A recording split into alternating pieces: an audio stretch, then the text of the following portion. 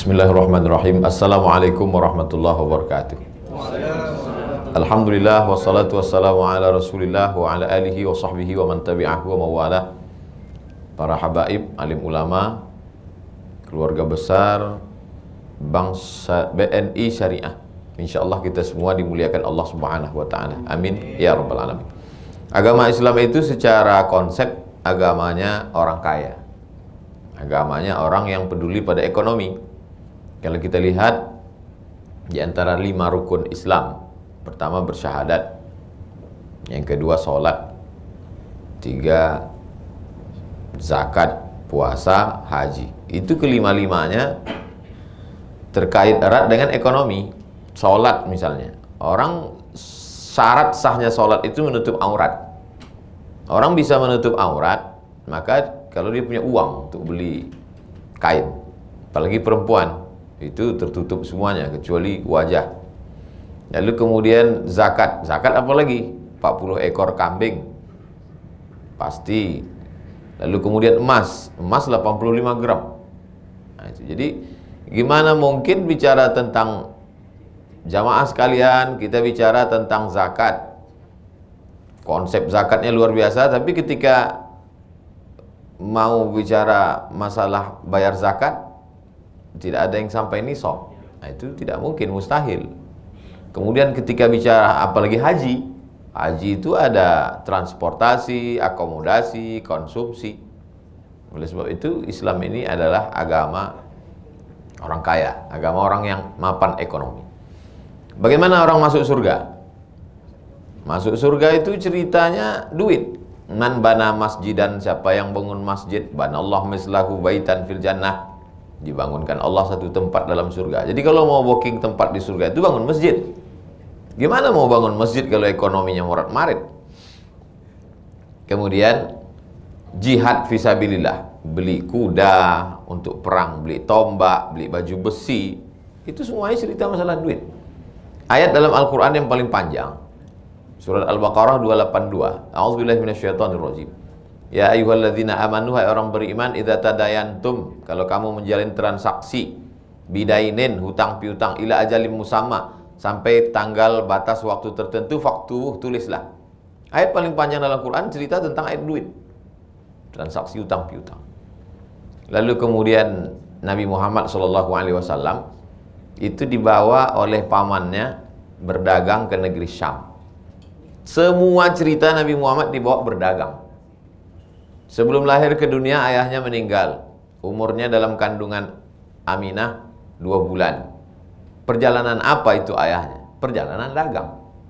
Nabi Muhammad sendiri ketemu dengan Khadijah, bisnis dagang. Jadi jangan bayangkan Nabi ketemu Khadijah itu tablik akbar. Ketemu istri waktu dagang. Lahir ayah nggak di rumah, berdagang.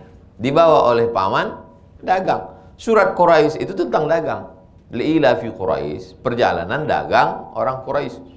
Ila fihim rihlatas syita was-shaib. Besok ini hari terakhir bulan Zulhijjah. Besok kita sudah 1 Muharram. Itu cerita tentang hijrah. Hijrah itu sendiri berawal dari pertemuan pembesar-pembesar Quraisy di sebuah rumah di Makkah namanya Darun Nadwah. Dar itu rumah, Nadwah rumah pertemuan. Kalau tempat kita sekarang balai adat. Kalau secara negaranya, iya, gedung parlemen. Gedung parlemen di Makkah itu namanya Darun Nadwah. Gedung parlemen itu dibangun oleh Qusay, Muhammad SAW, anak Abdullah, anak Abdul Muttalib, anak Hashim, anak Abdi Manaf, Qusay. Qusay itu orang kaya. Dialah yang membangun gedung itu. Dan itu kakek kelima Nabi Muhammad SAW. Jadi bercerita tentang keluarga Nabi, cerita tentang ibadah, cerita tentang masuk surga. Itu orang kaya. Jadi yang miskin Pak Ustadz, sabar. Sabar masuk surga. Nggak sabar, masuk neraka. Sudah miskin, melarat, nggak sabar, neraka jahanam. Oleh sebab itu maka kalau cerita tentang masalah uang, ekonomi, Islam itu amat sangat membangkitkan ekonomi. Makanya ada satu fikih khusus tentang uang. Selama ini kita fikih sholat, fikih puasa, fikih politik, ada namanya fikih muamalah. Muamalah itu interaksi sosial, gadai menggadai barang, pinjam meminjam. Makanya Nabi Muhammad SAW itu ketika sampai di kota Madinah, dia bangun pasar.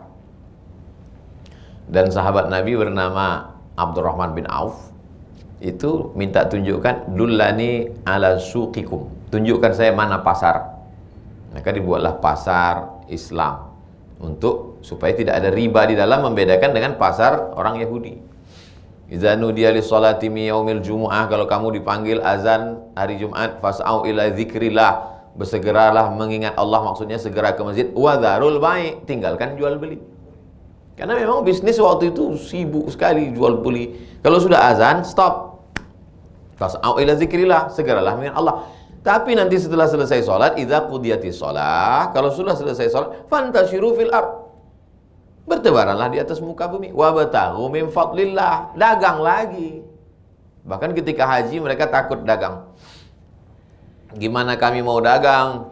Nanti ini kan wadhkurullaha fi ayyamin ma'lumat, fi ayyamin ma'dudat. Ingatlah Allah pada hari-hari tertentu, tanggal 8 hari Tarwiyah, tanggal 9 hari Arafah, tanggal 10 hari Nahar, 11, 12, 13 hari Tasyrik. Boleh nggak bisnis 6 hari ini? Turun ayat, laisa alaikum junahun an tabtaghu fadlan min rabbikum. Kamu boleh cari rezeki di hari-hari itu. Makanya kita sedang lontar jumroh di Mina, orang tetap jualan dompet.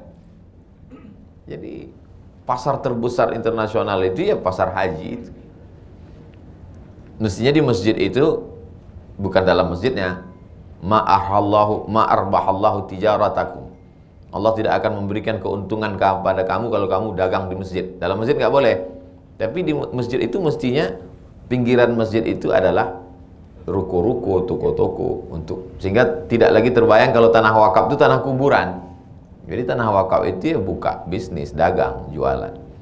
Kaila yakuna dulatan bainal aghnia minkum, supaya uang itu tidak berputar di tangan orang kaya saja. Maka dalam Islam diharamkan riba. Orang kaya punya uang 1 M, uang disimpan. Habis itu tiap bulan dapat bunganya. Hidupnya itu stagnan, ya gitu-gitu aja. Nggak senang, nggak susah, karena tiap bulan dia sudah jamin pasti dapat bunga 10%. Tapi ketika uang ini dijadikan mudharabah, bagi hasil. Dalam Islam kalau orang punya uang 1 M, uang itu jangan disimpan. Cari anak-anak muda, buka luang pekerjaan baru. Anak muda, kamu bisa apa? Ternak ayam. Buka ternak ayam. Ini 100 juta ternak ayam. Perjanjiannya gimana? Bagi hasil. 100 juta, kalau untung nanti 150, terserah mau bagi 50, 50, 60. Gimana? Ya terserah bapak lah. Oke, 50, 50. Jadi kalau untung 150, untuk saya 25, untuk kamu 25. Otomatis setelah uang dipakai 100 juta sama anak muda tadi, setiap hari dia telepon anak muda itu. Apa kabar? Sehat? Karena kalau sampai sakit uang nggak pulang. Doanya jadi khusyuk. Beda kalau dia jadi rentenir. Dia nggak peduli kamu mau mati, bisnis kamu mau gagal, karena uangnya sudah dipatok pasti. Kalau mudharabah tidak begitu. Mudharabah inilah yang dijalankan Nabi Muhammad SAW dengan Sayyidah Khadijah, yang punya barang Khadijah, yang membawanya Nabi Muhammad SAW. Ketika dia jujur, dia dapat untung banyak, bagi hasil banyak. Ini anak muda kok barang dagangannya laku terus. Gimana sih orangnya? Penasaran, ketemu, ternyata ganteng, bersih, putih. Nabi Muhammad itu putih. Nah, kebarangannya laku. Sebab itu anak-anak muda ini dimotivasi untuk bisnis dagang. Jangan sampai dia menjadi menggantungkan diri, menyusu sampai anak cucu, jual tanah. Dia mesti ada orientasi bisnis. Maka modalnya dari mana? Yaitu perbankan syariah ini sama aja Pak Ustadz sama konvensional. Bedanya masuk assalamualaikum, pegawainya pakai jilbab. Makanya kalau goblok jangan dipelihara, apalagi di share. Itu namanya murabahah. Murabahah itu adalah permodalan. Jadi dari mana bank syariah itu dapat untung? Bank syariah itu dapat untungnya dari tijarah. Tijarah itu jual beli. Jadi orang bank syariah itu jual beli. Orang yang tidak mengerti Ah sama aja Pak Ustadz, pinjam uang 100 juta, nanti bayar 125, di konvensional juga begitu, malah lebih murah lagi di konvensional. Muncullah ungkapan di mulut orang yang tidak paham, tidak ngerti, sekejam-kejamnya ibu tiri lebih kejam bank syariah. Nah, ini kan la haula wala quwata illa billah. Jadi detailnya gini. Memang dia perlu kecerdasannya ekstra. Orang yang otaknya nggak aktif nggak bisa. Jadi harus banyak makan otak-otak. Kebetulan kita sedang di Palembang. Jadi gini, saya mau usaha, tapi uang nggak ada. Lalu saya datang ke Bank Syariah. Assalamualaikum, Bank BNI Syariah. Ya, BNI Syariah. Saya mau pinjam uang. Oh, nggak bisa, kata BNI Syariah. Karena pinjam uang, bayar uang, riba. Nggak bisa. Bapak mau buka apa? Saya rencana ini mau beli apa? Mau beli mobil. Berapa harga mobilnya? 200 juta. Maka Bank Syariah, BNI Syariah membeli mobil itu. Bank Syariah membeli mobil itu seharga 200 juta. Dijualnya ke saya 225. Nah, kalau akadnya jual beli, boleh nggak ngambil untung? Ya boleh. Kalau ada orang jual beli nggak ngambil untung, dua kemungkinan, bodoh atau memang dia udah kaya betul. Kalau kaya ya nggak usah jual beli, kasih aja sedekah. Yang namanya jual beli itu ya pasti ngambil untung. Saya beli baju 50.000, saya jual 75, ya ngambil untung. Oleh sebab itu Bank Syariah itu dapat uangnya dari mana? Ya dari tijarah, dia jual beli. Oh enggak tuh Pak Ustadz, buktinya Bank Syariah nggak punya barang, dia wakilkan pembeliannya. Aslinya BNI Syariah itu punya gedung, dia punya semua yang diinginkan oleh nasabah ada, kalian beli. Maka transaksinya waktu itu bukan uang dengan uang, karena kalau uang dengan uang itu riba, uang dengan barang tidak riba. Saya sudah tulis itu 6, 5, 7 tahun yang lalu. Tulis saja di Google itu. SOMADMOROCCO spasi kredit. Somat Moroko spasi kredit. Enter, dapat 3 fatwa ulama saya buat. Saya copy di situ, saya terjemahkan bahwa uang dengan barang tidak riba. Tapi kalau saya terlambat bayar kan tetap kena denda juga Pak Ustadz. Apa bedanya dengan di konvensional? Denda Anda di Bank Syariah itu adalah punishment, takzir, supaya ente menjadi orang yang disiplin. Tapi denda itu kemudian nanti dibagikan untuk masalih amah, kemaslahatan, kepentingan umum. Denda itu dibagikan ke panti jompo, anak yatim, fakir miskin, duafa, masjid, kepentingan umum. Itu beda denda syariah dengan konvensional. Insya Allah BNI Syariah denda udah ditiadakan Ustaz. Nggak ada denda. Apalagi. Tapi saya justru khawatir kalau nggak ada denda ini nanti orang nggak bayar. Nah, denda itu, jadi orang katakan kalau denda di situ riba, dimanfaatkan untuk apa? Ini kadang umat ini ada yang ribet dengan umat ini. Dia kalau AC rusak, dia bawa ke servis AC. Kalau motornya rusak, dia bawa ke bengkel. Tapi kalau pemahaman agamanya rusak, dia nggak nanya ustadz, dia mikir sendiri. Ini ada ketimpangan pemikiran. Ketika dia naik pesawat, kenapa ketika tentang masalah ini nggak mau nerima fatwa DSN, Dewan Syariah Nasional? Ini BNI Syariah ini ada Dewan Syariahnya. Percayakan saja, cuman dia nggak percaya sama Dewan Syariah. Tapi waktu naik pesawat dia percaya sama pilot. Ini kan unik orang. Waktu naik pesawat nggak pernah tuh dia ketuk pintu pilot, dia nanya, Pak pilot ini handbrake-nya mana, remnya mana, koplingnya mana, minyaknya masuk ke mana, ini minyak campur atau minyak murni? Nggak pernah mau tahu dia tentang pesawat. Dia udahlah serahkan aja ke pilot. Tapi dalam masalah ekonomi syariah, yang itu mesti ada orang tahu sumber hukum Quran, hadis, ijma', qiyas, syar'u man qablana, saddu zara'i, qaulu sahabi, istihsan, istishab, urf, usul fiqh. Di situ dia mau tahu betul gimana ini prosesnya. La ilaha illallah. Ente nggak sanggup ini terlalu berat bagi kamu guys. Ini cukup bagi kami aja. Jadi kalau udah ada fatwa Dewan Syariah Nasional tentang terkait itu, murabahah permodalan syariah, mudharabah bagi hasil, wadiah penitipan penyimpanan uang, akadnya itu apa? Di akad itulah bedanya. Oleh sebab itu pahami dengan baik. Jadi kalaulah di ekonomi, di perbankan syariah, BNI syariah sudah menerapkan secara prakteknya di masyarakat, teorinya di masjid. Habib menjelaskan, Ustadz, Kiai, Buya, alim ulama di masjid menjelaskan, Bapak Ibu jamaah sekalian, malam ini yang akan kita bahas adalah mudharabah bagi hasil. Berapa sebenarnya keuntungan yang boleh diambil oleh pemodal. Dari maghrib ke isya pembahasan mudharabah. Jadi nggak lagi pembahasan ruku sujud itu nanti duluan lutut apa tangan, kunut subuh, la haula wala quwata illa billah. Itu sudah selesai di perbandingan mazhab. Celana di bawah mata kaki. Yang dibahas celana di bawah mata kaki. Orang sekarang celananya di atas lutut. Kenapa itu nggak dibahas? Yang di bawah mata kaki itu sudah dibahas semua. Oleh sebab itu menyibukkan diri dengan sesuatu yang nggak penting itu adalah ciri sifat dari min husni islamil mar'i tarkuhu ma la ya'nihi. Kalau mau melihat kualitas keislaman seseorang, lihatlah bagaimana dia membahas sesuatu yang tak penting. Oleh sebab itu saya amat sangat bangga tumbuhnya sekolah tinggi ekonomi syariah. Tapi dia mesti berbanding sama dengan praktek di tengah masyarakat. Sekarang ekonomi syariah kita hanya baru 6-7%. Jadi kalau begitu 93% belum syariah, belum hijrah. Ini momennya. Kalau pengajian di mana-mana langsung aja. Hari ini juga buka tabungan Anda, pindahkan ke bank syariah. Kemana Pak Ustadz? BNI syariah. Emangnya Ustadz punya tabungan BNI syariah? Ya, oleh sebab itu maka ini BNI syariah salah satu.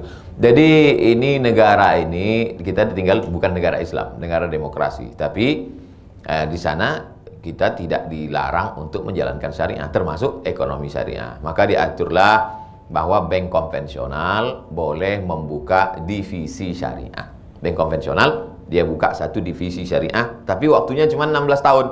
Kalau dalam 16 tahun dia gagal membuat divisi syariah ini menjadi independen, tetap nyusu juga ke ibu konvensional, maka dia di stop. Alhamdulillah BNI syariah walaupun dia masih pakai nama ibunya BNI, tapi dia sudah menjadi yang berdiri sendiri. BNI syariah ini sudah berdiri sendiri. Ini salah satu contoh yang berhasil berdiri sendiri sebagai sebuah, sebetulnya di Arab itu di Barat, di Arab namanya Islamic Bank. Cuman waktu itu zaman Orde Baru nggak boleh bawa-bawa Islam. Yang bawa-bawa Islam. Jadi kalau ngadap sama presiden bawa Islam langsung nggak keluar izinnya. Maka ini apa nama banknya? Nama banknya Bank Syariah. Kasih izin. Padahal isinya Islam. Sama juga orang mau buat masjid di daerah minoritas, nggak boleh masjid. Gitu. Datang surat proposal, surau, nggak apa-apa. Padahal orang buat sholat Jumat di surau. Nah, jadi itu termasuk siasat.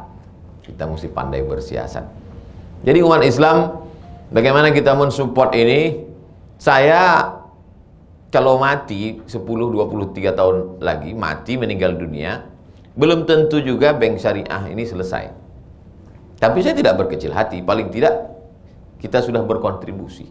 Kalau ditanya Allah Ta'ala, Abdul Somad, kau sudah sampaikan? Sudah kusampaikan, ya Allah. Di mana? Di BNI Syariah Palembang. Kami sudah sampaikan. Nah, jadi ketika kita mati, kita sudah habis tanggung jawab. Begitu juga sahabat-sahabat yang bekerja di BNI Syariah. Ini bukan hanya sekedar cari duit untuk makan sekolah anak, tapi juga ini adalah bagian dari amal soleh. Ibu-ibu yang suaminya kerja di BNI Syariah, kalau bapak ini pulangnya agak lambat, sabar, mereka sedang berjihad, jihad ekonomi. Tapi jangan gara-gara ini bapak lambat terus. Suami ibu adalah mujahid fi sabilillah.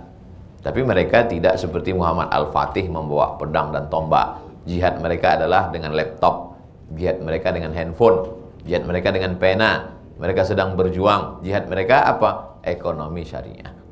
Mereka tidak bisa ngomong, mereka nggak pandai, tapi mereka di kantor sangat aktif.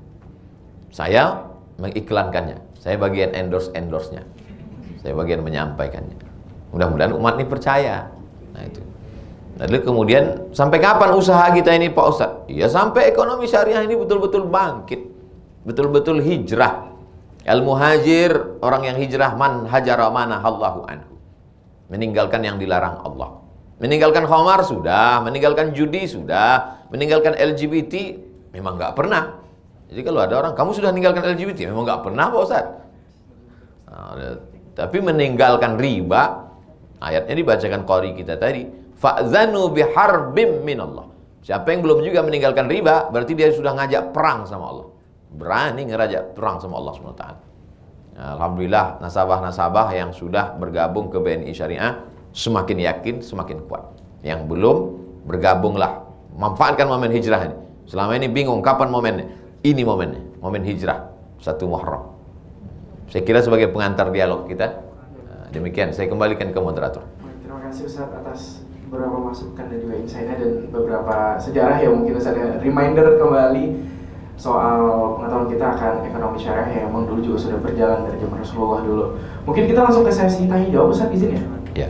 Boleh tolong dibantu untuk, jadi ada beberapa pertanyaan yang sudah masuk. Jadi itu mungkin dari yang paling atas ya. Dari yang paling atas. Assalamualaikum warahmatullahi wabarakatuh. Saya ingin bertanya Ustadz, apabila kita menabung dengan akad mudharabah atau bagi hasil, apakah boleh kita gunakan sendiri atau sebaiknya kita serahkan kemana? Padahal di bank syariah itu ada pilihan lain berupa titipan atau al-wadiah, tapi kita malah pilih mudharabah. Apakah kita berdosa? Apakah itu termasuk riba? Terima kasih Ustadz. Jadi ketika menyetorkan uang ke bank syariah, BNI Syariah, itu akadnya di awal itu jelas. Apakah wadiah? Kalau wadiah, ya menitipkan uang. Saya nggak berani menyimpan uang ini di rumah Pak Ustadz. Kenapa? Takut maling ya? Enggak, takut istri saya Pak Ustadz. Tidak semua, sebagian. Ada sebab takut dia duit itu hilang, maka dititipkannya. Ya, itu akadnya ya wadiah. Sebagaimana orang menitipkan di bank, menitipkan uang, tempat penitipan uang.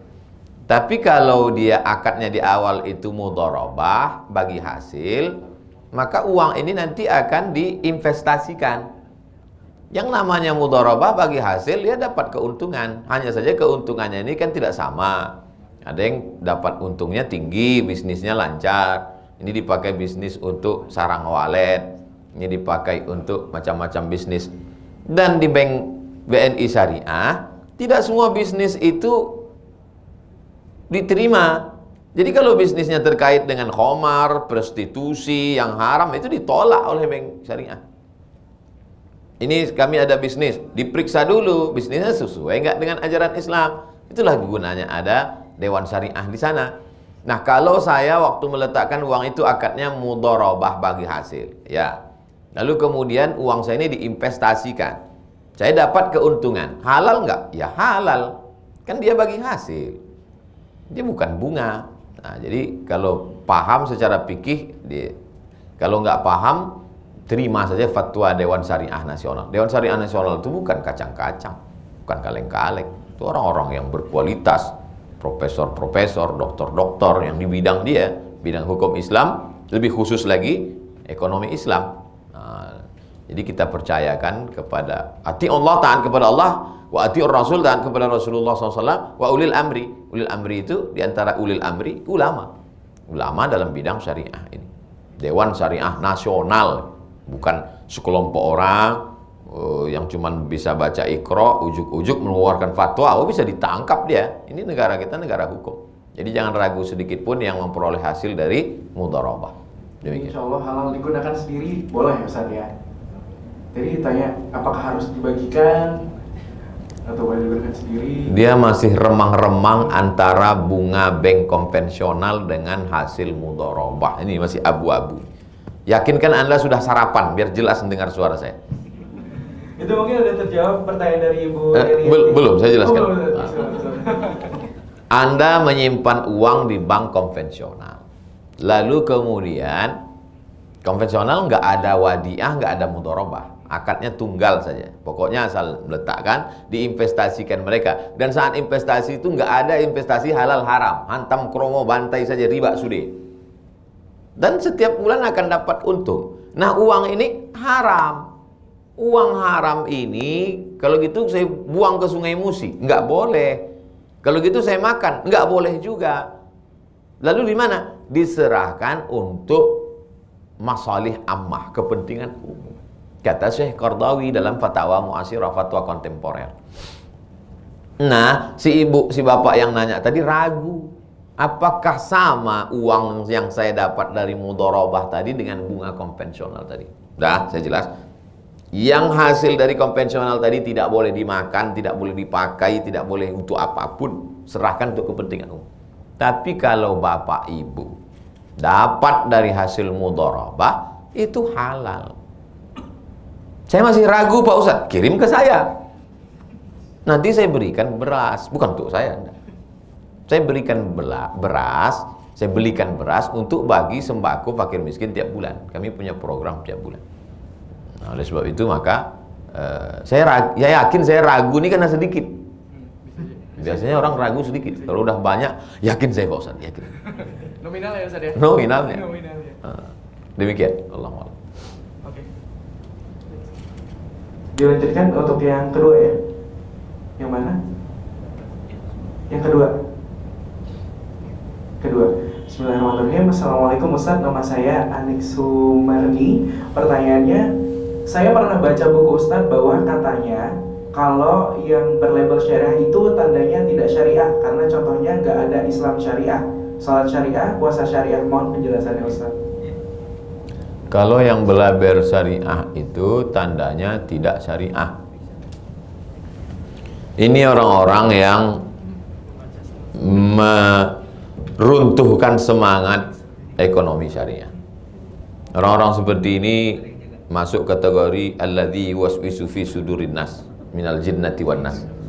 Oleh sebab itu bukunya jangan dibaca, jangan dihiraukan. Ikuti As-Sawadul A'zam, ulama kita dari Dewan Syariah Nasional. Macam-macam cara untuk meruntuhkan semangat, dan mereka tidak memberikan alternatif, nggak memberikan solusi. Oleh sebab itu jangan hiraukan yang model-model begini.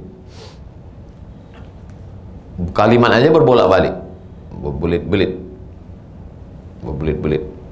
Kalau nggak syariah. Oleh sebab itu maka yakinkan diri, hijrah ke bank syariah, kemudian jangan lagi kembali ke konvensional. Adapun yang tidak syariahnya bank syariah, menunjukkan syariah berarti nggak syariah, itu nggak usah diikuti. Kuatkan, tanya ke ustadz yang betul mengerti, kemudian yang paham dan ada semangat jihadnya, jihad dalam ekonomi syariah. Yang jelas untuk bertanya cari memang sumber yang benar-benar berilmu Ustadz ya. Jangan tanya ke Google juga yang jelas. Jangan cari ke Google. Google tuh nggak bisa membedakan mana halal mana haram. Google tuh apa yang antum cari ada di situ. Prostitusi online aja dilayani Google. Oke, kita lanjut ke pertanyaan selanjutnya Ustadz ya. Assalamualaikum, afwan Pak Ustadz. Di bank syariah ada tabungan yang memberikan bagi hasil nasabahnya, dan tabungan ini ada biaya administrasinya. Tetapi ada juga yang betul-betul tidak memberikan bagi hasil, jadi murni nasabah hanya menitipkan uangnya dan tabungan ini tanpa biaya administrasi. Mana yang lebih baik di antara kedua pilihan ini yang betul-betul sesuai dengan syariah Islam? Apakah tabungan dengan bagi hasil itu dibenarkan? Syukran. Iya, ini pertanyaannya mirip yang tadi, beda wadiah, penitipan, meletakkan uang karena khawatir kalau di rumah dicuri maling, maka letakkan. Atau dia mau uang ini diinvestasikan, namanya mudharabah. Ya terserah. Kalau mau untung, mau ada usaha di situ, masuk ke mudharabah. Tapi kalau hanya untuk safety, aman, ya wadiah. Terserah. Saya maunya wadiah aja. Ya udah, letak simpan. Saya maunya mudharabah bagi hasil supaya tiap malam. Kalau mudharabah itu doanya lebih khusyuk. Ya Allah, mudah-mudahan usaha-usaha saudara-saudaraku ini berhasil semua. Nanti kalau ada orang kelihatannya doanya panjang, itu pasti akadnya mudharabah. Tapi kalau wadiah, slow aja. Mau kau untung, mau rugi, matilah kau situ, kata dia. Itu wadiah, karena nggak ada hubungan sama dia, uang dia nggak dipakai. Tapi kalau dia mau dipakai, dan sebetulnya yang dalam dua-duanya sesuai syariat Islam. Bukan berarti wadiah ini nggak syar'i, mudharabah ini syar'i, tidak begitu. Dua-duanya syar'i, sesuai syariat Islam. Wallahu a'lam. Baik, pagi sedikit sudah dijawab. Ini masih ada keraguan berarti, ada kemungkinan ya. Dia belum, masih samar-samar dia. Dari pertanyaan ini beberapa ini masih samar-samar. Tadi pertanyaan pertama samar-samar antara bank bunga konvensional dengan hasil mudharabah. Kemudian ini juga masih samar-samar abu-abu antara wadiah dengan mudharabah, meletakkan, menitipkan, menyimpankan uang atau investasi. Jelas kalau itu. Dan mereka nanya kan karena nggak jelas. Kalau jelas ngapain dia nanya? Benar Ustaz, masih ditanya nggak jelas. Selanjutnya kita ke pertanyaan selanjutnya. Ini dari Bapak Kemas Azhar. Assalamualaikum Ustadz, semoga Ustadz selalu berada dalam lindungan Allah Subhanahu wa taala. Waalaikumsalam. Ustadz, saya mau bertanya bagaimana ya caranya mengambil keuntungan secara syariah dan sesuai tuntunan agama. Karena saya mu'alaf, saya belum paham betul tentang bagaimana batas boleh mengambil keuntungan dalam berdagang. Yang saya pernah baca, dulu cara Rasul berdagang, beliau menyebutkan modalnya, terserah yang mau beli bayar berapa pada Rasul. Mohon pencerahannya Ustadz. Jazakallahu khairan katsiran. Cara yang dibuat Rasul zaman dulu, kalau kita terapkan sekarang, orang ketawa ngejek kita. Dulu waktu saya masih kecil ya, waktu itu supermarket belum sebesar sekarang. Zaman dulu kalau orang jual buah itu, buah yang jelek dibuat di dalam, buah yang bagus duku misalnya. Duku dibuat yang cantik-cantik, apalagi jualnya dalam akuarium. Pinggir. Itu pas nyendoknya nanti baru yang busuk. Jadi orang ketika beli, dia beli sekali, wal awalu wal akhiru, itu yang pertama dan terakhir. Habis itu dia tobat, saya beli di sini. Tapi kemudian kita lihat sekarang pasar buah tidak begitu. Ini buah yang bagus. Ini buah yang kurang bagus. Ini buah yang enggak bagus. Harganya, jadi masyarakat milih. Itulah cara Nabi itu. Jadi zaman Nabi itu bukan ditutupi yang jelek dengan yang bagus, enggak. Nabi jelaskan, ini bagus harganya sekian. Ini kurang bagus harganya sekian. Ini enggak bagus harganya sekian. Zaman dulu 20 tahun yang lalu, kalau kita ajarkan gitu, orang ketawa, ya enggak laku lah kata dia. Zaman sekarang justru yang begitu yang laku kan? Nah, tapi yang cara Nabi ini enggak dilaksanakan, yang belum dilaksanakan orang sekarang adalah ini barang sekian, modalnya sekian, saya ambil untung sekian. Andai ini dibuat, saya yakin dan percaya mukjizat Nabi Muhammad SAW. Nanti sebelum hari kiamat pasti akan muncul bisnis model begini. Karena orang berani bayar berapapun karena dia trust, dia percaya. Tapi begitu dia ditipu, sekali dia ditipu, sampai hari kiamat dia nggak mau lagi. Nah, Bapak baru masuk Islam. Catatan amal Bapak tentang dosa 0. Mudah-mudahan Bapak, mumpung Bapak belum banyak dosa, doakan juga BNI Syariah supaya berkembang pesat. Nah, saya mau jelaskan bahwa menyebutkan berapa modal, berapa keuntungan itu bukan rukun, bukan syarat, bukan wajib. Jadi kalau Bapak jualan, Bapak dagang, Bapak cukup sebutkan harga saja, nggak usah tipu-tipu, tanpa harus menyebutkan ini celana kainnya saya impor dari upah jahitnya sekian, saya ambil untung sekian, kamu mau nggak mesti begitu. Jadi Bapak, saya paham Bapak kan baca sejarah Nabi, lalu apakah mesti begini? Enggak. Jadi Bapak jual, innamal bai'u antaradin, jual beli itu sama-sama ridho. Penjualnya setuju, pembelinya setuju, nggak ada unsur tipu, dia jual, sah. Nah, itu. Tapi seandainya dibuat seperti yang dilakukan Nabi, itu luar biasa. Ini kainnya terbuat dari ini, campuran sutranya sekian persen untuk perempuan, modal jahitnya sekian, kami ambil keuntungan sekian. Saya yakin dan percaya sebelum hari kiamat akan ada bisnis model begitu dan pasti akan digemari orang. Kenapa? Transparan. Sekarang kan zamannya transparansi. Demikian. Kita lanjutkan kembali. Oke, ini dari Bapak Arya Najim. Assalamualaikum Ustadz, saya Rosdiana mau bertanya bagaimana menurut pandangan hukum Islam tentang program cicil emas di bank syariah. Karena saya pernah membaca sebuah artikel Islam bahwa membeli emas dengan mencicil atau kredit itu haram. Mohon penjelasannya. Syukran Ustaz. Tidak boleh jual beli emas dengan emas, perak dengan perak, gandum dengan gandum, kurma dengan kurma, garam dengan garam. Itu disebut kalau berlebih riba. Nah, kenapa Kenapa emas dengan emas di situ disebut riba? Karena waktu zaman Nabi itu emas itu adalah alat tukar, nggak ada uang kertas. Zaman Nabi emas itu alat tukar, namanya dinar. Sedangkan perak itu alat tukar, namanya dirham. Maka kalau dia jual emas dengan waktu tertentu, berarti riba. Bertambah dengan waktu tertentu. Kenapa sekarang kita sampai di Makkah boleh jual rupiah, beli rial? Karena ya dan biadin, langsung. Ini rupiah saya beli rial. Kan tidak ada waktu di situ dan tidak ada penambahan. Maka selama dia cash, boleh beli dolar cash, maka tidak riba. Yang jadi pertanyaan di situ adalah cicil emas. Saya tidak memaksa Anda untuk ikut, saya hanya menjelaskan di mana letak haramnya.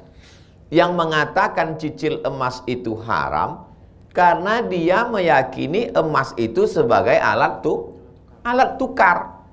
Duit alat tukar, emas alat tukar. Kalau beli emas pakai duit, alat tukar dengan alat tukar, sama seperti beli rial pakai rupiah tapi cash. Nggak apa-apa, tapi begitu cicil, di situ letak ribanya. Menurut Kiai Anu, Ustaz Anu, nggak boleh cicil emas. Kenapa? Karena dipahaminya emas itu sebagai alat tukar. Tapi menurut Ustaz ini boleh. Kenapa menurut Ustaz ini boleh? Karena emas di situ tidak dipahaminya sebagai alat tukar, tapi emas sebagai barang, produk, komoditi. Bukan alat tukar. Nah, sekarang masih adakah orang memakai emas sebagai alat tukar? Itu yang jadi pertanyaan. Jadi bagi mereka yang mengatakan boleh aja beli emas dengan uang cicil karena sama seperti dia beli mobil cicil, beli rice cooker cicil. Sekarang orang kan semua dicicil, rumah cicil, motor cicil. Yang cash itu cuma istrinya aja. Bayar untuk emas tunai. Jelas ya? Yang mengatakan cicil emas itu haram karena dia meyakini emas itu sebagai alat tukar. Yang mengatakan cicil emas tidak haram, halal, boleh, karena dia pahami emas itu sekarang bukan alat tukar tapi sebagai barang. Allah Allah. Satu pertanyaan lagi ya yang via Q&A. Oke. Assalamualaikum Ustaz, dalam prakteknya akad dan transaksi harus sesuai dengan fatwa MUI. Di dalam bank syariah itu Dewan Syariah. Apakah Dewan Syariah itu berfungsi seperti OJK?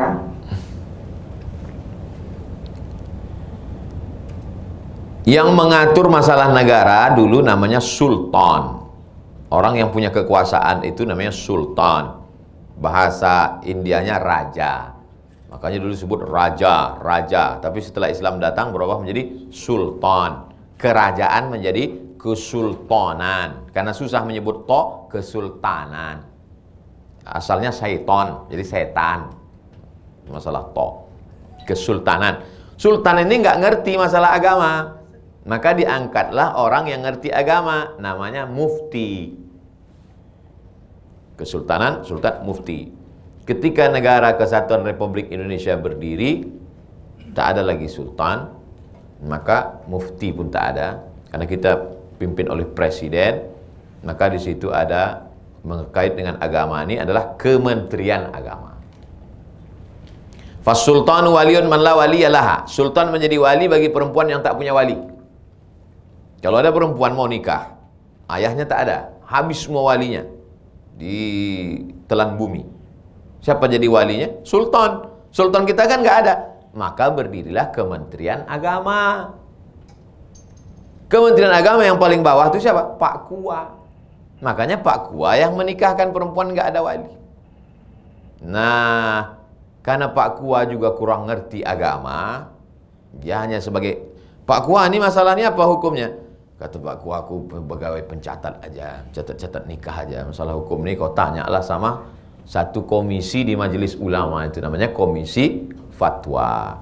Makanya kita tidak boleh minum kalau tidak ada label dari Majelis Ulama Indonesia dengan badan lembaga BP POM, pengawas obat dan makanan, bedak, lipstik, itu harus ada label halal baru bisa dipakai. Nah, khusus untuk yang terkait ekonomi ini dia punya lembaga sendiri namanya DSN, Dewan Syariah Nasional. Tidak ada satupun bank syariah termasuk BNI Syariah yang tidak ada Dewan Syariahnya. Kalau di BNI Syariah apa istilahnya? DPS, Dewan Pengawas Syariah. Apakah fungsinya sama dengan OJK? OJK ini terkait dengan negara, sedangkan syariah ini terkait dengan hukum halal, haram, makruh, mubah. Nah, itu. Demikian. Allah. Baik, untuk pertanyaan selanjutnya via Zoom live ya?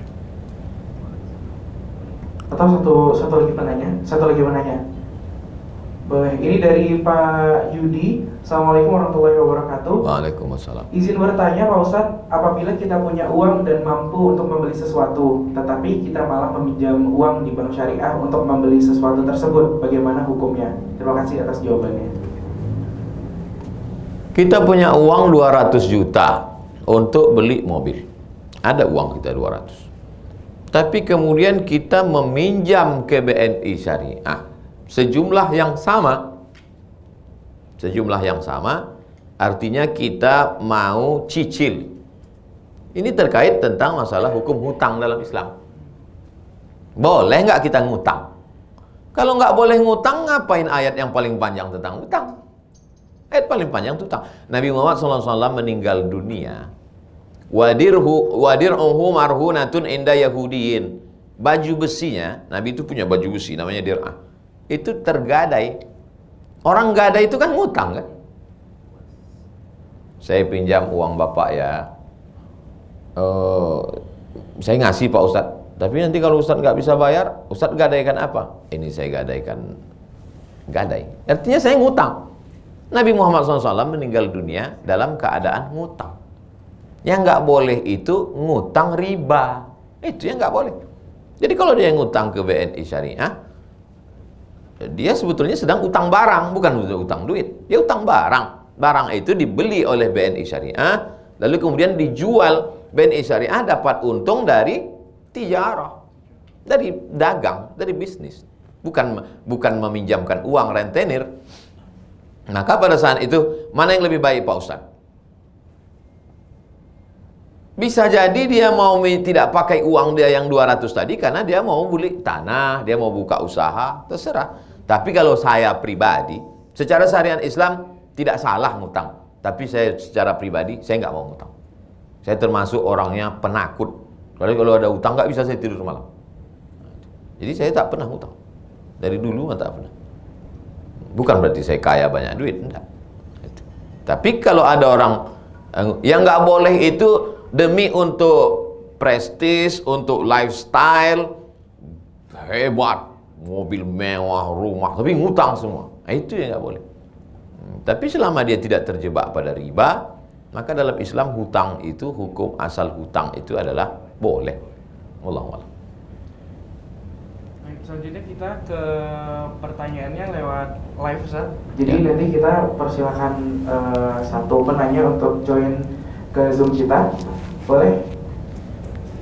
Silakan yang sudah dipilih sama panitia.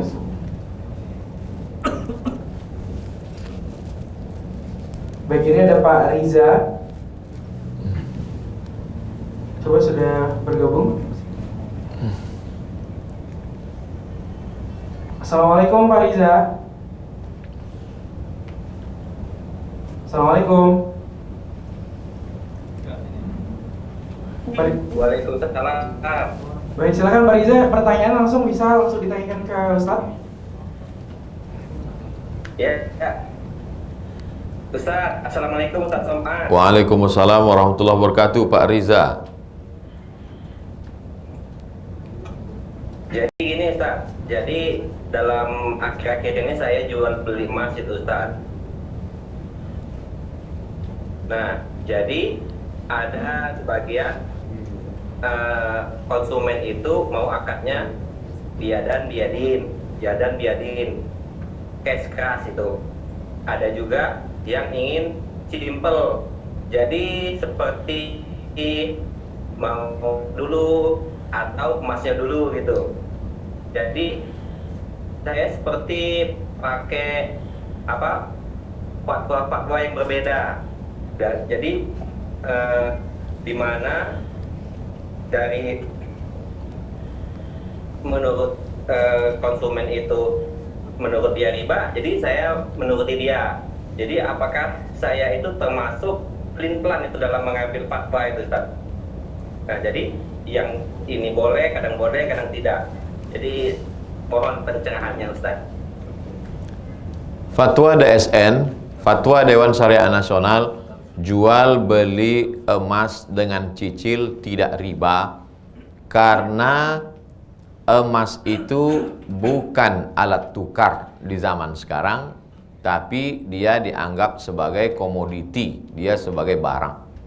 Jadi kalau Pak Riza memakai fatwa ini, tak ada masalah.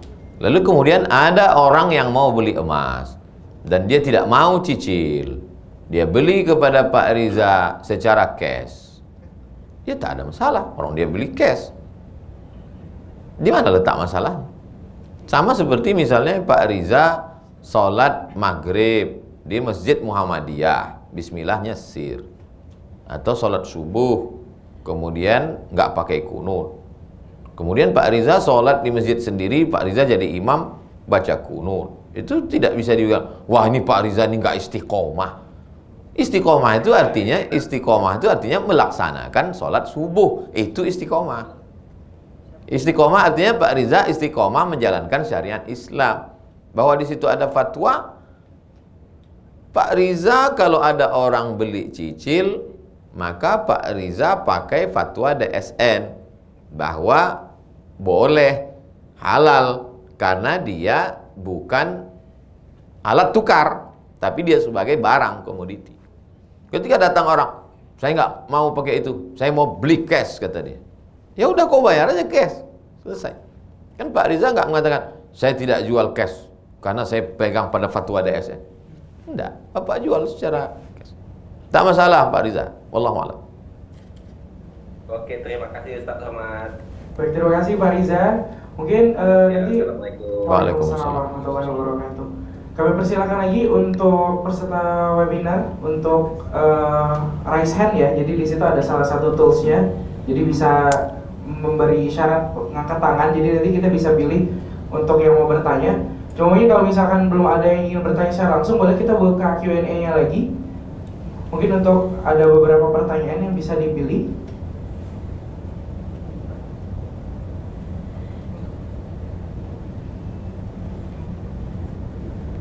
Yang mana?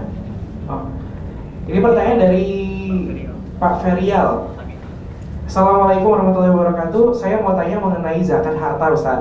Jika uang yang pertama sudah mencukupi masa haulnya dan nilai nominalnya dikeluarkan zakatnya, 4 bulan setelah itu mendapatkan rezeki dengan nilai 200 juta. Apakah masa nisabnya ini sama dengan uang yang pertama atau sesuai dengan jatuh tempo pada saat uang itu dapat dan sampai dengan nisabnya? Kapan uang tabungan Bapak atau Ibu? Bapak. Kapan uang tabungan Bapak mencapai nisab 85 gram? Saya masih pakai harga emas lama. 85 gram emas kali 500 ribu, 42.500.000. Kabarnya harga emas sudah naik. Jadi kalau 42.500.000 tepat hari ini 42.500.000, maka Bapak baru wajib mengeluarkan zakat setelah setahun. Berarti 30 Zulhijjah 1442 tahun depan. Sehari menjelang 1 Muharram barulah Bapak keluarkan 2,5%. Karena syaratnya haul, 1 tahun dipegang. Lalu kemudian setelah 4 bulan, Muharram, Safar, Rabiul Awal, Rabiul Akhir. Pas Rabiul Akhir bertambah duit Bapak 200 juta menjadi 242.500.000. Kapan Bapak baru membayar zakat? tunggu haul tahun depan. 1 tahun lagi. Bukan tunggu haul tahun depan, bukan 1 tahun setelah dapat 200 tadi dipisahkan, tidak. Digabungkan yang 200 tadi bersama 42.500.000. Yang pertama Ustaz ya. Ya, Bapak tetap membayar zakatnya nanti, bukan dipisahkan antara yang 42.500.000 dengan yang 200, enggak, digabungkan, campur menjadi satu pada 30 Zulhijjah 1443. Hitung berapa duit Bapak? 242 juta. Maka keluarkanlah zakatnya 2,5% dari 242.500.000.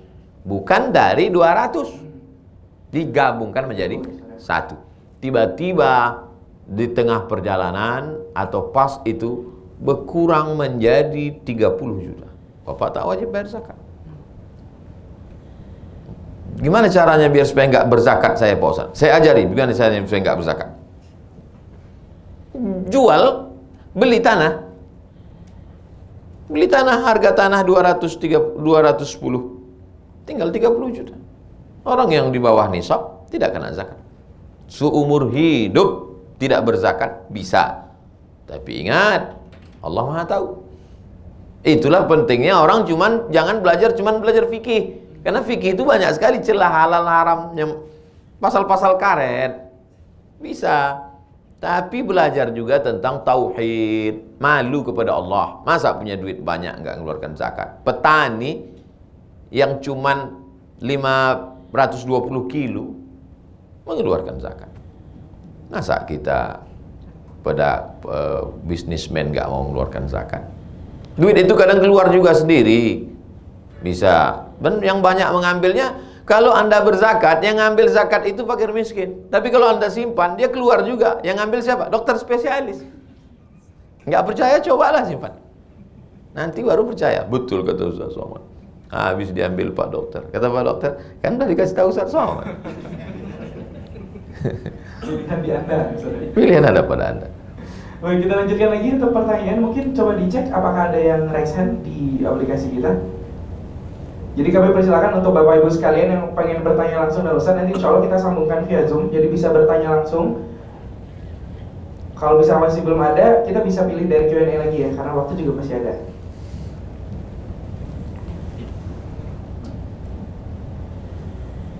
Oh, itu ada yang raise hand tuh, boleh.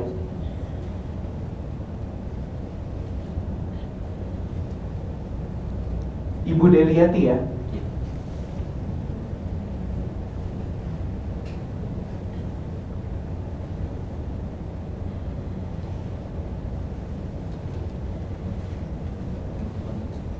Sudah? Sudah terhubung?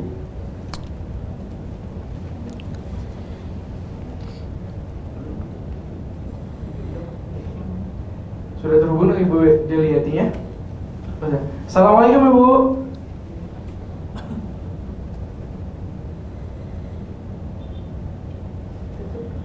Assalamualaikum Ibu. Boleh silakan Ibu yang ingin bertanya kepada Ustaz.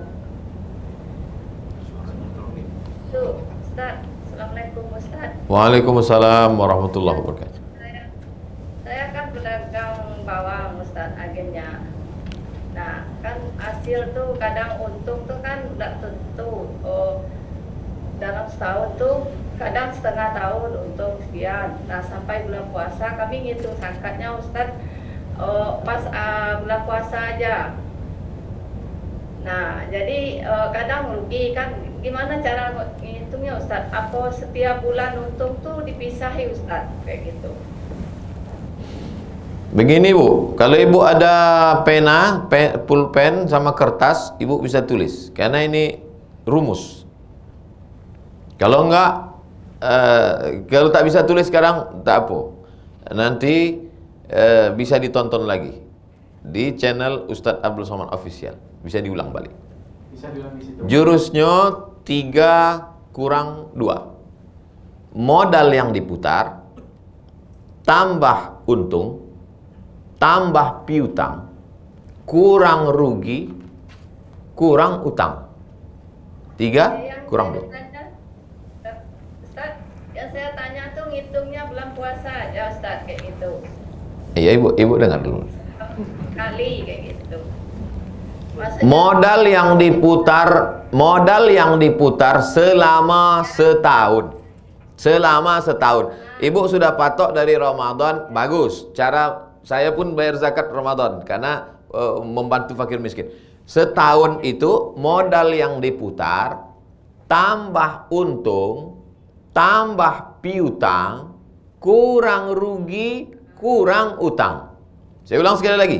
Modal yang diputar tambah untung, tambah piutang, kurang utang, kurang rugi. Di total selama setahun ternyata di atas 85 gram emas, di atas 85 gram kena zakat. Tapi ternyata kurang, rugi, kurang, maka tak kena zakat. Modal yang diputar tambah untung, tambah piutang, kurang utang, kurang rugi. Tapi utang di sini utang yang terkait dengan bawang. Jangan utang mobil masukkan. Nah, jelas ya, Bu? ya, memang kayak gitu sayangnya. Udah, mantap, mainkan. Alhamdulillah. Terima kasih Bu, semoga ada menjawab ya Bu. Kalau misalkan kurang jelas mungkin nanti bisa menghubungi panitia, mungkin bisa di-share juga. Tadi bisa buka YouTube Ustaz Somatnya langsung ya. Yuk. Ya, assalamualaikum. Waalaikumsalam warahmatullahi wabarakatuh. Baik, kami persilahkan lagi untuk yang peserta webinar kita yang sudah raise hand. Itu ada lagi ya yang ingin bertanya secara langsung kepada Ustaz Somad. Boleh? Atas nama Ibu Ani ya?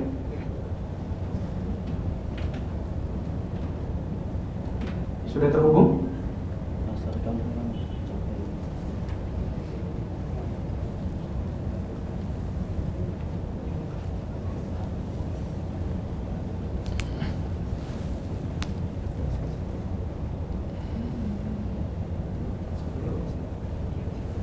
Boleh coba dicek kembali.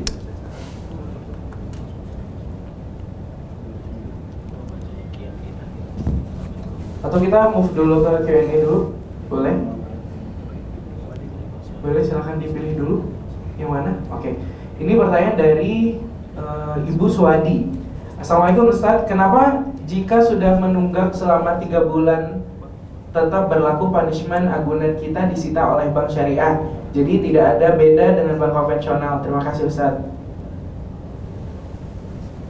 Terkait tentang masalah denda, sama-sama berdenda, sama-sama dikenakan denda pada bank konvensional dengan bank syariah. Di mana letak bedanya? Denda pada bank syariah, dendanya itu tidak dipakai untuk gaji karyawan dan lain sebagainya. Pada teorinya begitu. Kalau ada yang keluar daripada itu, berarti dia sudah menyalahi fatwa DSN. Tapi denda itu diserahkan untuk masolih ammah, kepentingan umum. Diserahkan untuk kepentingan umum. Panti jompo, anak yatim, fakir miskin, du'afa, dan lain-lain. Umum, masolih ammah. Begitu denda dalam bank syariah secara hukumnya. Lalu kemudian denda itu untuk takzir, untuk pemberian efek jera supaya orang tidak melakukan keterlambatan, supaya orang menjadi berdisiplin. Itu beda antara denda dalam konvensional dengan syariah. Sedangkan dalam konvensional, denda itu adalah akan dijadikan diputar uang itu untuk penyelenggara itu, dijadikan lagi sebagai keuntungan. Disitulah letak ribanya. Karena ketika dia terlambat, uang itu akan dibagikan lagi sebagai keuntungan bagi orang yang menabung, menyimpan itu. Jadi nampak bentuknya mirip sama, tetapi perbedaannya adalah pada penggunaannya. Bentuknya sama, sama-sama berdenda, tapi penggunaannya memang beda. Maka jangan ragu orang yang bekerja di bank BNI Syariah, jangan-jangan gaji saya ini diambil dari titik peluh keringat penderitaan orang. Tidak, karena denda itu secara hukum yang dikeluarkan fatwa Dewan Syariah Nasional untuk kepentingan masalih ammah. Makanya ada dana tertentu dari bank BNI, dari bank syariah itu untuk du'afa, untuk fakir miskin. Demikian. Baik, selanjutnya kita coba cek lagi dulu untuk yang sudah raise hand ya. Boleh dipilih. Mungkin ingatkan kembali untuk Bapak Ibu peserta webinar, untuk yang sudah dipromot jadi panelis untuk masuk, mungkin koneksi internet juga dicek ya. Karena ini mungkin bisa jadi kendala karena koneksi internet juga. Nah, ini kita terhubung dengan Bapak Arya. Assalamualaikum Pak. Assalamualaikum.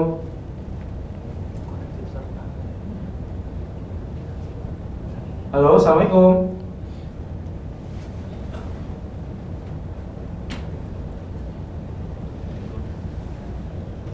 Assalamualaikum Pak Arya, bisa mendengar suara kita?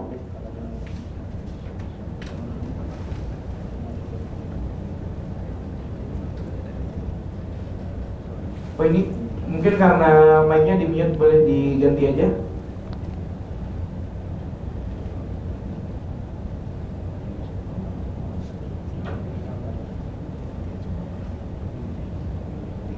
Sudah bisa?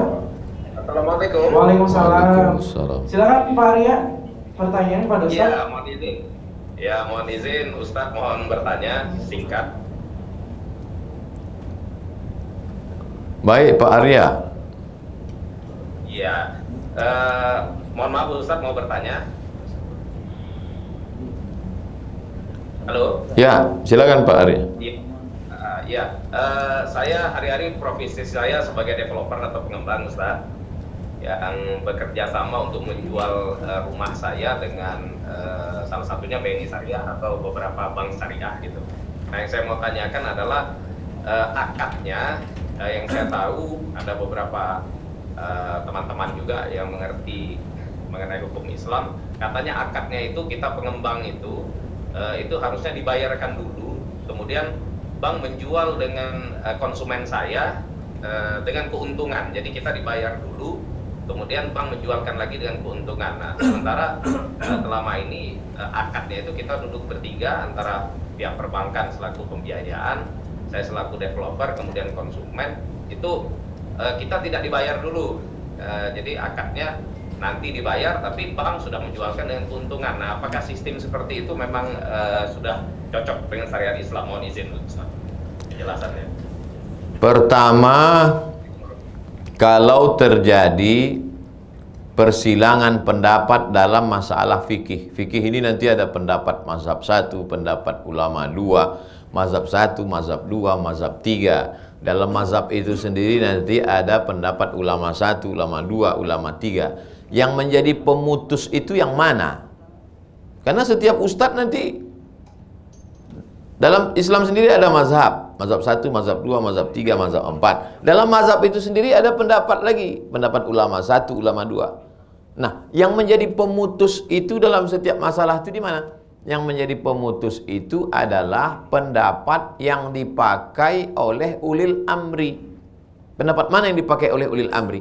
Ulil amri dalam negara kita ini sekarang yang terkait dengan agama adalah Dewan Syariah Nasional. Karena itu ulil amri kita nggak mengerti masalah fikih ini, maka diserahkannya kepada pakar-pakar. Sama seperti penetapan 1 Muharram, 1 Ramadan diserahkan kepada lembaga Badan Hisab dan Ruqyah di bawah Kementerian Agama. Begitu juga dalam masalah ekonomi, di mana diserahkannya? Ke Dewan Syariah Nasional. Maka bapak-bapak nasabah prioritas eksklusif mesti melihat fatwa Dewan Syariah Nasional. Ketika terjadi kontra antara Dewan Syariah Nasional dengan praktek yang dilakukan oleh bank terkait, maka dilaporkan ke siapa? DPS. Apa tadi? Dewan Pengawas Syariah. Pak Dewan Pengawas Syariah, setelah kami baca di Dewan Syariah Nasional ini, begini fatwanya. Tapi yang terjadi pada prakteknya terhadap kami begini. Ini ada masalah ini Pak. Jadi Dewan Pengawas Syariah itu ada fungsi. Nah, terkait tentang masalah akad-akad tadi, aslinya, saya ambil satu contoh. Aslinya bank membeli. Bank membeli mobil mobil itu kemudian dimiliki oleh bank, lalu kemudian datang nasabah membeli mobil, akad dia tapi prakteknya kan tidak begitu. Prakteknya jual beli dengan cara taukil, wakil. Bank memberikan uang ke si nasabah, dibelinya mobil itu ke dealer dengan cara jual beli mewakilkan. Nah, itu. Kenapa? Karena memang orang bank tidak punya tempat untuk membeli mobil. Bank tak punya parkir aja payah.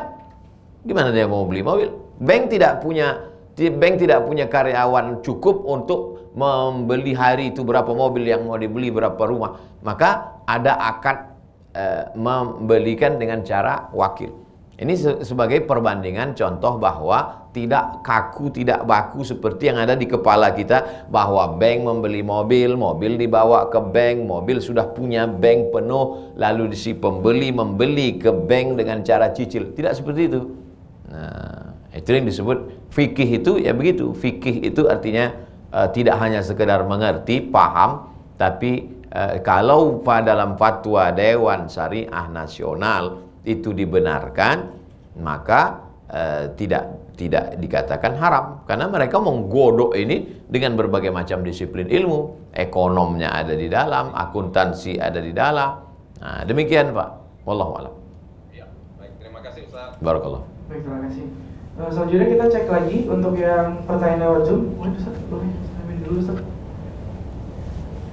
Jadi kita cek dulu yang sudah raise hand di aplikasi. Boleh dipilih. Baik, ini ada Pak Mindra ya. Baik, assalamualaikum Pak.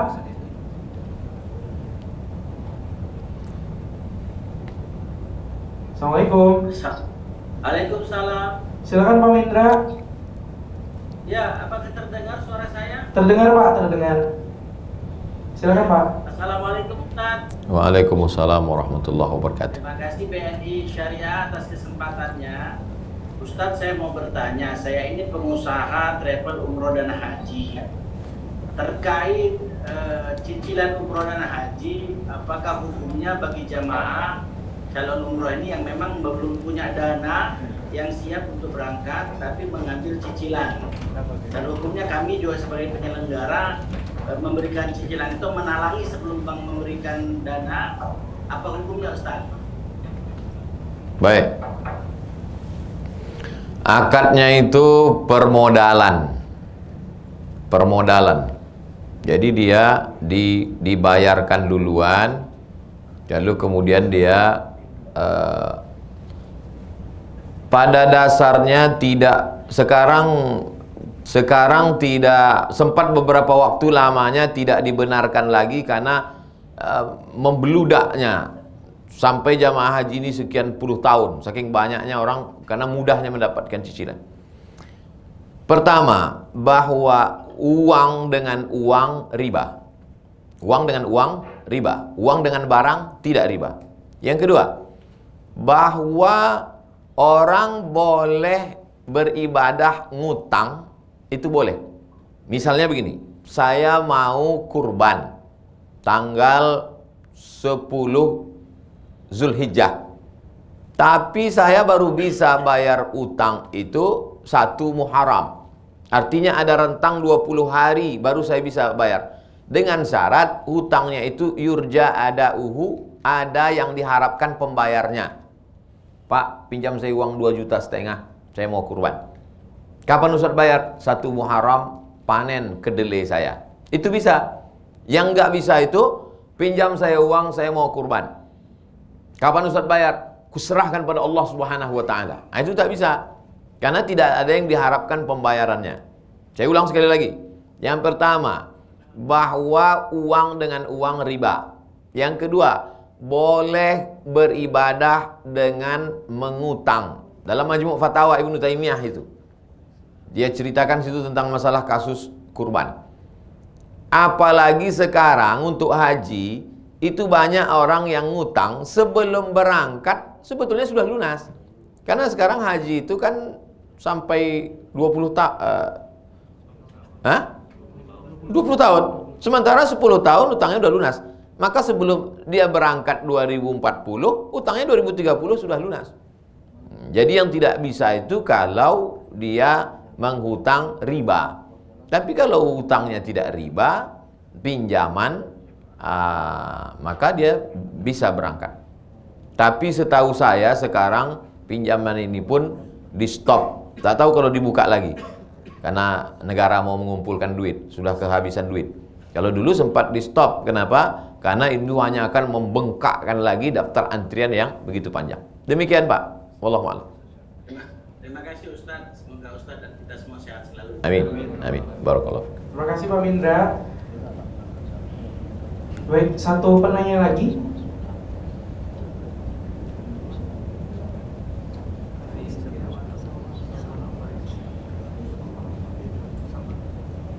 Boleh dipilih? Oke. Sudah terhubung? Assalamualaikum. Assalamualaikum Pak Salman.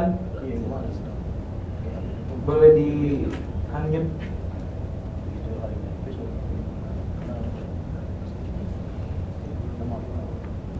Assalamualaikum Pak Salman.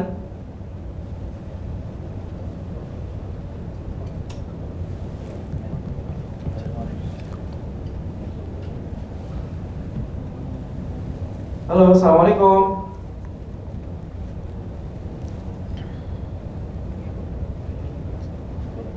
Boleh di unmute? Assalamualaikum. Waalaikumsalam. Silakan Pak Salman. Ya, jadi ada yang mau saya tanyakan nih Ustaz, mengenai akad kredit rumah KPR nih Ustaz. Karena kan ada beberapa teman yang ambil rumah secara kredit kan. Jadi di satu sisi mereka butuh gitu, di satu sisi ada pemahaman atau ilmu yang mereka pahami bahwa KPR itu riba gitu. Sementara ada sekarang beberapa bank yang syariah gitu. Gimana Ustaz ya mendapatkan ketenangan bagi teman-teman gitu yang merasakan bahwa oh KPR saya ini halal gitu, nggak riba gitu. Karena ada statement yang mengatakan bahwa apapun banknya, mau bank syariah, mau konvensional, tetap riba gitu. Sementara gimana itu Ustaz ya? Itu aja. Terima kasih. Assalamualaikum warahmatullahi wabarakatuh. Waalaikumsalam warahmatullahi wabarakatuh. Inti masalahnya begini Pak Salman. Jelas suara saya Pak Salman? Jelas. Gini Pak Salman. Pendapat Syekh Albani bahwa apapun namanya kalau cicil itu haram. Pendapat Syekh Albani. Iya, apapun namanya kalau cicil itu haram. Mau cicil panci, mau cicil motor, mau cicil mobil, mau cicil rumah, itu haram. Pak Salman bisa buka handphone? Buka handphone. Tulis di Google itu, Google SOMAD,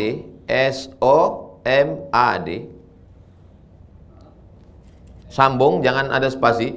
SOMAD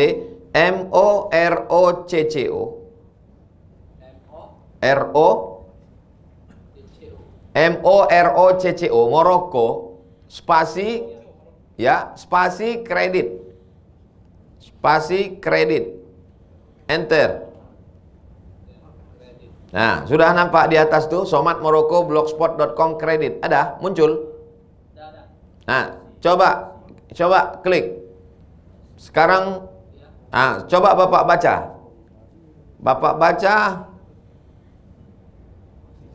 baca terjemahnya. Segala puji bagi Allah. Coba baca, saya mau dengar. Ya, coba baca. Ya, segala puji bagi Allah. Coba baca.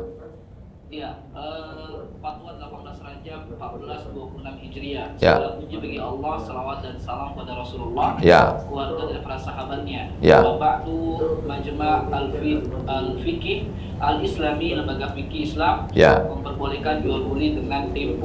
Tuh. Coba. Membolehkan jual beli dengan Kredit. Membolehkan jual beli dengan tempo. Terus, lanjutkan. Atau kredit. Ya. Atau kredit. Ya. Ada konferensi yang ke-6 yang dilaksanakan di Jeddah pada tanggal 17 Sya'ban 1410 Hijriah bertepatan dengan 14 Maret 1990 Masehi. Ya. Dengan keputusan nomor 53/22/6 tentang waktu jual beli dengan tempo atau jangka waktu. Fatwa ini dalam masalah ini boleh tambahan pada harga dengan tempo jangka waktu terhadap harga kontan dengan seterusnya sampai dengan selesai. Sumber Fatwa Asy-Syabakah Al-Islamiyah Juz 170 halaman 250. Oke, sekarang kita baca fatwa kedua. Mobil-mobil yang dijual. Oke, mobil-mobil yang dijual dengan cara kredit, Ya. jika seraya beli maka harganya bertambah. Jika harga kontan 15.000 rial maka dijual dengan harga lebih dari itu ketika dijual dengan cara kredit. Apakah ini riba? Jawaban, jual beli kredit itu tidak ada keberatan di dalamnya atau boleh jika waktu dan tambahannya diketahui, meskipun harga kredit lebih mahal daripada kontan. Ya. Karena penjual dan pembeli sama-sama mendapatkan manfaat. Ya. Penjual mendapatkan manfaat tambahan harga dan pembeli mendapatkan manfaat tempo atau jangka waktu. Ya. Disebutkan dalam Syekh Al-Bukhari dan Muslim bahwa Barirah itu hamba sahaya, dijual oleh tuannya dengan cara kredit selama 9 tahun. Barirah itu manusia, itu Barirah itu bukan mobil. Barirah dibeli dalam Sahih Bukhari, dijual oleh tuannya dengan cara kredit selama 9 tahun. 1 tahunnya dibayar 40 dirham. Ini menunjukkan bolehnya jual beli kredit karena tidak ada unsur gharar, tidak ada judi, juga tidak ada riba dan jahalah, maka boleh. Sama seperti jual beli lainnya. Jika barang yang dijual itu hak milik si penjual dan berada dalam kekuasaannya saat transaksi jual beli berlangsung. Fatwa siapa itu? Coba Bapak, fatwa? Sumber. Majmu' Fatawa bin Bas. Bin Bas mufti Saudi Arabia. Bin Bas mengatakan boleh. Albani mengatakan nggak boleh. Tapi Ustaz, ini adanya pihak ketiga itu katanya Ustaz yang membuat haram ya Ustaz. Saya juga bingung Ustaz. Udah sarapan pagi tadi. Udah jelas. Sekarang dengan penuh kesadaran ya. Jadi Pak Salman tidak meminjam uang ke bank. Pak Salman tidak meminjam uang ke bank syariah. Bank syariah sudah membeli. Bank syariah sudah membeli rumah itu. Lalu Pak Salman sekarang membeli apa, Pak Salman? Membeli rumah. Pak Salman bukan meminjam uang, tapi Pak Salman membeli rumah dengan cara cicil.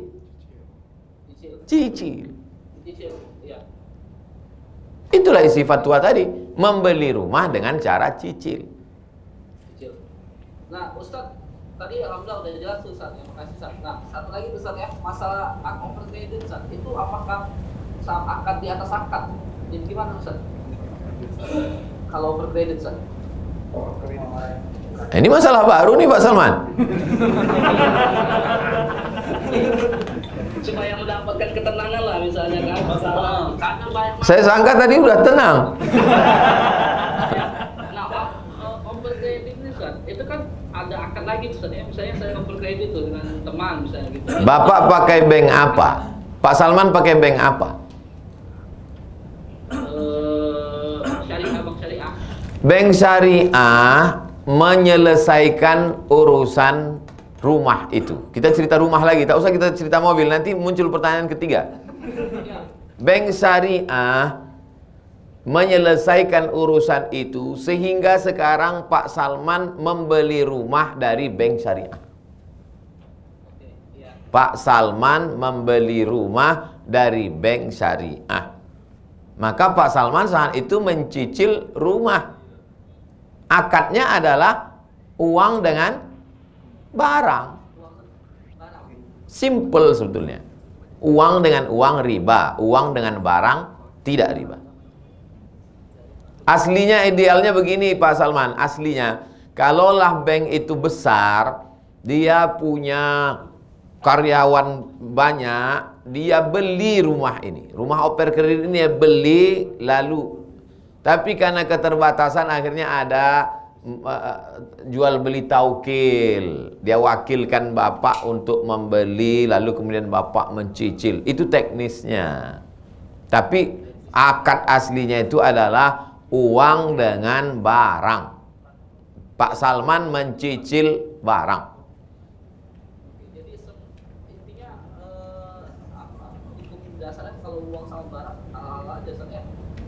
Itulah yang kita baca tadi Pak Salman. Perlu ditambah nih Ustaz, kayaknya sarapan Pak Salman. Itulah yang kita baca dua fatwa tadi Pak Salman. Tolong Pak Salman print itu, tempel di dinding pengumuman masjid. Bapak share tolong. Baik.